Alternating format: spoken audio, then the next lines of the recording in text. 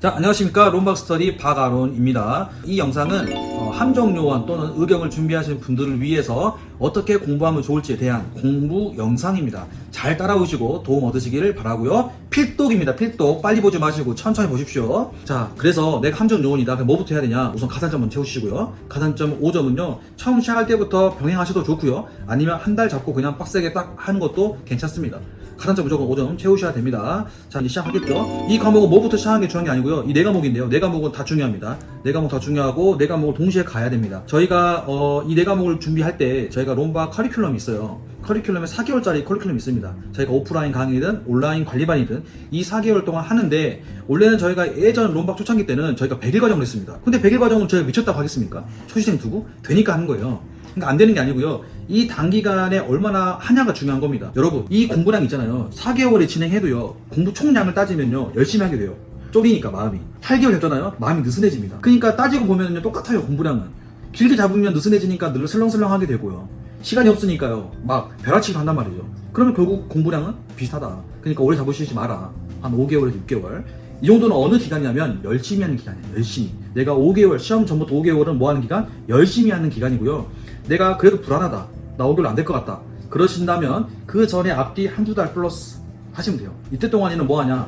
가볍게 인강을 터치하는 예습하는 기간입니다. 그러니까 인강을 들어가지고 전 과목을 한번 1회독 정도를 천천히, 그냥 1.6배속 하지 마시고요. 천천히 1.2배속, 1배속 이렇게 천천히 기출문제가 뭐가 나왔고, 아 이런 내용이고 이런 내용이구나 하는 거를 한번 쭉 돌아보는, 그 정도 시간이면 한 달 반 내지 2달이나 하실 거예요. 뭐 문제를 다 분석하고 이런 게 아니고요. 그냥 내용을 쭉 훑어보는 거죠.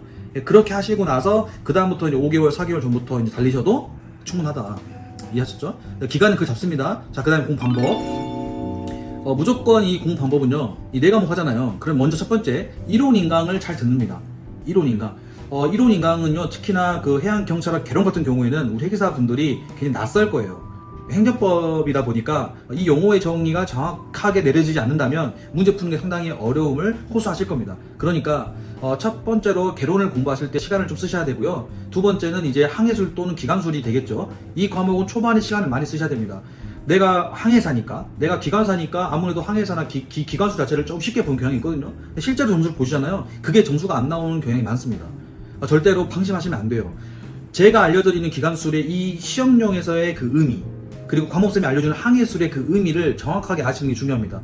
대부분 이제 설익은 게 무섭다고요. 내가 기관술이든 항해술이든 아니까요. 그냥 설명을 안 듣고 넘어간 경우가 좀 있거든요. 그러다 보면 문제 틀렸어요. 왜 자기 잘못된 오답은 내용이 있거든요. 자기 실무에 생각하는 게 있거든요. 그게 오히려 시험 때 나의 점수를 안 나오게 만드는 요소가 된다. 그러니까 무조건 강의를 들으신 때에는 어떻게 선생님이 설명하는 이해의 바운더리를 잘 생각하시고 다시 한번 정의를 정확하게 내리시는 게 중요합니다. 그래서 초반에는 개론과 어떤 항해술 때는 기관술, 요 과목에 조금 이해 위주니까 여기다 시간을 좀 쏟아주셔야 됩니다. 그렇게 해서 1회독 하는데 저희가 11주를 잡았거든요. 4개월 기준으로. 그러니까 뭐 11주 플러스 더 낼 수도 있겠죠. 여러분 뭐 따라서. 그러니까 초반에는 뭐 한다? 그 두 과목에 대해서는 시간을 좀 많이 할애한다. 특히 이론의 이해에 대한 내용. 해사법규는 처음에 돌리실 때에는 내가 어느 부분에서 시험에 나오고 뭐가 내가 암기를 해야 되는지, 뭘 중점적으로 봐야 되는지, 뭘 비교해서 봐야 되는지를 분석하는 걸로 봐야 됩니다. 그러니까 그 부분은 선생님이 뭐 설명을 해 주시겠지만, 그래도 여러분들이 기중에 보시면서 아 이거 비교 나오네, 아 이거 가나 다라 마바사 이 중에서 4개 정도 나오네, 이거 바꿔서 나오네, 이거를 여러분 나름 깔끔하게 표시를 할 필요가 있어요. 그래서 표시를 하신 다음에 내가 나중에 이 시험 한 3개월 내지 2개월 남았을 때 이제 본격적으로 그거를 계속 해석하는 거죠. 그 전 단계에서 깔끔하게 정리하는 단계가 앞 단계가 되는 겁니다. 이해라기보다는요, 깔끔하게 정리와 비교와 분석이죠. 이해되죠? 법규는 그렇게 하신 거고요. 그 다음 회사 영어는 쉽죠, 솔직히. 회사 영어. 근데 회사 영어 점수가 잘 나온 분과 안 나온 분 차이가 있는데, 영어를 잘하시는 분들 있죠. 예를 들면 외국에 살다 오시거나 아니면 토익 점수가 높으신 분들, 이런 분들이 의외로 회사 영어가 점수가 안 나옵니다. 왜 그런지 아세요? 왜죠? 왜 그러냐면 이 토익이라는 단어 갖고 있는 거 있잖아요. 그 의미 갖고 있는 의미와 우리가 이 회사 영어로 왔을 때 의미가 조금씩 다른 게 있거든요. 근데 기본적으로 영어를 했던 분들은 당연히 본인이 기억하고 있는 그 의미로 이해를 하기 때문에 문제는 안 풀려요. 빨리빨리. 이건 이 말인데, 이건 이 말, 왜 답이 이거지? 이렇게 된단 말이죠. 이 영어의 이해도 회사 영어로 해석을 해야 됩니다. 배에서, 바다에서 모두가 영어를 사용하지 않는 다양한 국적이 다양한 곳에서 우리는 이 단어를 이렇게 약속했다. 이렇게 생각하고 영어를 공부하셔야지 내가 기본적으로 토익이 이러니까 이런 뜻이야 이렇게 생각하시면 오산입니다. 문제가 안 풀린다니까요. 적당하면 되겠지만 100점 맞기가 어렵습니다. 그러니까 회계 지식이 영어로 변환되었을 때 이게 어떻게 변환되었고 이 법규를 어떻게 설명했는가 이게 중요하다는 이 말입니다. 그래서 여러분들이 내가 영어 잘하는 생각하지 마시고요. 회사 영어를 잘하는 것도 다른 영역이기 때문에 그렇죠. 이 영어 단어를 외우실 때 회사 영어가 어떤 분들은 뭐 이 문제 이거 보면 답 이거고 이런 거는요 한 70점 정도는 나올 수 있겠죠. 7, 80점은. 근데 100점 나오기는 어렵습니다. 왜냐면 출제위원들도 이제 교수님들이고요. 그 다음에 이제 회계사인 분들도 많이 출제위원을 가기 때문에 예전같이 막 문답 형태로 공부하는 거는 아주 구닥다리 방식이고 지금은 계속 변형이 되고 그 다음에 회계사스러운 문제가 많이 나오기 때문에 여러분들이 공부할 때에는 막 기출문제만 보고 이거 문답 형태로 가는 거는 당연히 안 하실 거라 보고 그 안에 있는 영어 단어 해석의 의미를 내 방식이 아닌 회사 영어식으로 이해하는 게 되게 중요하다. 그러면서 이론 강의를 보시는 것이다. 이론 강의를. 그러니까 내가 아니까 대충 빨리 넘어가려잖아요. 그러지 말라는 말이죠. 천천히 보면서 내가 의미한 단어와 저 선생님이 말해준 단어 의미가 같냐, 이 문장 해석할 때 그 의미가 맞냐, 그런 부분도 계속 비교해 가면서 가셔야 하는 겁니다. 내가 먼저 이론 강의 봤어요. 단원별이에요. 내가 4시간 강의를 봤어요. 그럼 뭐부터 해야 되냐? 4시간 강의를 다 봤으면 빠르게 이론서를 다시 훑습니다. 빠르게. 왜냐면 금방 까먹어, 사람은. 4시간 강의 들었지만 4시간 전거 또 까먹었단 말이에요. 그러니까 이럴 때 빨리 그냥 수수수수수 한 20분 내외로 훑어줍니다. 알았죠? 그게 끝난 다음에 바로 뭘 해야 되냐? 바로 기출문제 풀어봐야 됩니다. 여러분, 기출문제를 본다라는 사람과 기출문제를 푼다라는 사람이 달라요. 여러분 개념 어떻게 이해할지 모르겠지만 기출문제는 풀어야 되는 건데 문제는 푸는 것인데 문제를 볼 때 여러분 기출문제를 보면서 얘네들이 이러한 이론을 이렇게 냈구나, 이런 걸 이렇게 바꿔서 냈구나, 그럼 나중에 낼 때는 이걸 이렇게 바꿔내겠구나, 이런 부분들이 기출문제를 보시면서 분석을 하면서 푼다고 하죠. 꼬아진 거를 푸는 느낌이에요. 그러니까 기출문제가 어떤 이론을 이렇게 문제화해놨는데 이걸 푸는 거라고. 이렇게 1번이라는 문구는 이 내용을 갖고 이렇게 묶어서 문제화했구나, 이걸 박스로 만들어서 이렇게 박스화했구나, 이걸 가나다로 만들어서 이렇게 했구나, 이거를 자꾸 어떻게 풀어내는 형식, 결국 우리 문제를 풀어내는 거니까요. 그래서 이론을 보신 다음에 바로 뭐 하신다? 이론서 바로 빠르게 읽고 그다음에 바로 기출문제 분석을 하신다. 그 다음에 뭐 해야 돼요? 다시 이론서 돌아가서 체크해야 됩니다. 다시 체크하는 거예요. 이거 시험 나왔고 이거 나왔고 근데 보니까 이거 한 3번 나왔어. 이거 매우 중요한 거죠? 그러면 옆에다가 나름대로 밑줄도 2줄을 그은다. 여러분만의 방식으로 이건 되게 중요한 기출이야, 이건 절대 까먹으면 안 되는 거야, 이렇게 표시를 하는 거죠. 그게 다 끝났다? 그러면 이제 여러분 어느 정도 내가 이론도 받고 문제도 풀었으니까 다 됐겠지? 여기까지가 보편적으로 공부하는 방법이에요. 여기에 플러스. 그럼 여러분 생각해보세요. 여러분이 지금 이론도 봤어요. 이론도 읽었어. 그 다음에 기출문제도 분석도 했어. 그럼 여러분 잘 하신 걸까요? 이걸 알 수가 없잖아. 내가 잘했다 못했다 어떻게 누가 알려줄 거야. 그래서 반드시 테스트라는 게 필요한 거죠. 단원별 평가. 그게 누가 한다? MBT. 그렇죠. 그럼 바로 MBT 풀어봐야 돼요.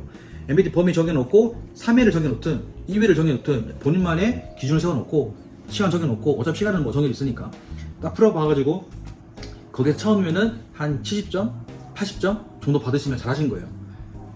그 정도면 돼. 이 테스트의 목적은 공부용이 아닙니다. 코로나 검사용이야. 내가 검사 많이 받는다고 나는 게 아니에요. 그냥 내 상태를 체크하는 거예요. MBT를 보고 내가 기출문제 분석 자체가 대략 70% 정도 됐구나. 아직 30%는 당연히 못하죠. 어떻게 한 번 보고 다 100% 맞추겠습니까? 낙심하지 마세요. 괜찮습니다. 60점, 70점 괜찮아요. 80 맞으면 아주 잘하신 거고.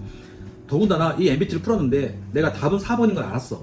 근데 내가 저게 4번인 줄 알았거든. 근데 빨리빨리 1번이 왜 틀렸고 2번이 틀렸고 3번이 왜 틀렸냐고 빨리 안 나오면 그것도 땡이 되는 거지. 고민은 안 돼. 그 단계는 이제 반복하면서 늘어나는 거니까 제가 말씀드린 그런 부분이에요. 60%라는 거는 정확하게 이거 3번 딱 보고 나서 이거 때문에 틀렸고 이런 것 때문에 맞았어. 그래서 3번이야 뭐 2번이야 이렇게 바로 풀어낼 수 있으면 잘하신 거고요. 좀 고민할 수는 있겠죠. 당연히 처음이니까. 그래서 어쨌든 그렇게 나간다. 그렇게 해서 마무리 지어놓고 초반에 여러분이 이제 뭐 기록지가 있으면 이래도 어디 파트 뭐 MBT 평균 75점 이렇게 끝내는 거죠. 그럼 여러분이 이제 2회차에 접어들었을 때 그때 또 MBT 풀었을 때는 몇 점인지 이런 식으로 N번씩 늘어나면서 실력이 올라가게 된답니다. 이걸 반복을 하게 되면요, 이 반복이란 말은 이제 단원별이 끝났잖아요. 1주차, 2주차, 3주차, 그럼 12주차 끝났어요. 근데 돌아가겠죠? 1주차, 2주차 또 돌아갔어요. 이런 식으로 이게 몇 번 반복되겠죠. 그러다 보면 이제 시험 직전에 한 달 반, 2달 반 그때쯤 되면 여러분 나름대로 실력이 MBT가 100이 나와야 됩니다. 생각해보세요. 기출문제하고 몇 가지 예상 문제 넣어놨는데 그게 AI가 계속 랜덤화해서 문제가 나오잖아요. 답이 바뀐단 말이에요. 계속 답이 바뀌어서 나오더라도 어떻게 나오든 다 맞춰야죠, 당연히. 그게 안 되는데 무슨 사이드를 볼 겁니까? 이때까지는 사이드 금지. MBT 100 나올 때까지는 사이드 금지.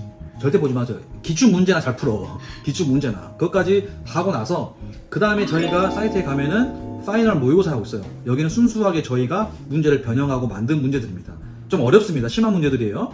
선생님들이 아주 고민하고 만든 문제들이니까 양질의 문제들입니다. 이런 문제는 그 공부할 때 푸는 게 아니고요. 그때는 이제 좌절이 오겠지. 여러분이 MBT가 95, 100 나올 때 이제 그때 되면은 파이널 모의고사를 푸는 겁니다. 그래서 파이널 모의고사가 한 80점 정도 맞은다. 그럼 여러분은 시험장 가서 거의 90, 100 맞을 확률이 높습니다. 실제 시험보다 어렵게 해놨거든요. 어렵다는 게 물론 그중에 사이드도 몇 개 일부 넣어놨어요. 그거는 사이드를 예상해서 하는 게 아니라 여러분이 이제 그걸 풀면서 사이드에 대한 접근하는 거죠. 사이드 문제는 다음 내가 따로 영상을 만들게요. 사이드 문제 대처하는 방법은. 어쨌든 그렇게 파이널 모의고사를 치러가지고 여러분이 이제 실력 평가를 하는 거죠. 파이널 모의고사 공부하는 정도 아닙니다. 파이널 예를 들면 단원별로 파이널이 있거든요. 그 단원별 보신 다음에 내가 아이도 실력이 안 됐구나. 다시 돌아가야죠. 이론서 봐야죠. 다시 이론 강의 듣고 실력을 갖춘 다음에 다시 파이널로 접근하는 거지. 내가 코로나 아파. 밥 잘 챙겨 먹고 좀 쉬었다가 다시 검사 받는 거 아닙니까? 그런 형태로 가야지. 오늘 오전에 코 찍어보고 오후에 코 찍고 저녁 코 찍고 이렇게 할 필요 매번 계속 코 찍고 그리고 이게 되시죠? 20일의 모의고사는 코로나 검사 키트와 같은 겁니다. 그냥 그거를 한 번 다 쓰지 마시고 필요할 때마다 이렇게 쓰시는 용도다. 더군다나 이제 파이널 모의고사는 저희가 오프라인반, 온라인 관리반들이 다 시험 칩니다. 그러니까 석차가 있거든요. 그러니까 새로 들어오셔가 시험 치더라도 석차가 들어가니까 굉장히 좀 의미가 있는 시험이죠. 그러니까 내가 준비가 되어서 시험 치셔야지 준비가 안 돼서 시험 치시면 맨 아래 꼴등으로 있을 거니까 그러면 괜히 기분 나쁘니까 그러지 말고 실력이 쌓인 다음에 파이널로 뭐 하시라? 마지막 내 실력 테스트를 하시라. 평가하시라. 그렇게 해서 시험장 가시면 되겠습니다. 아시겠죠? 더 궁금한 사항은 남겨주시면 제가 따로 영상을 만들어 올려드리겠습니다. 고맙습니다.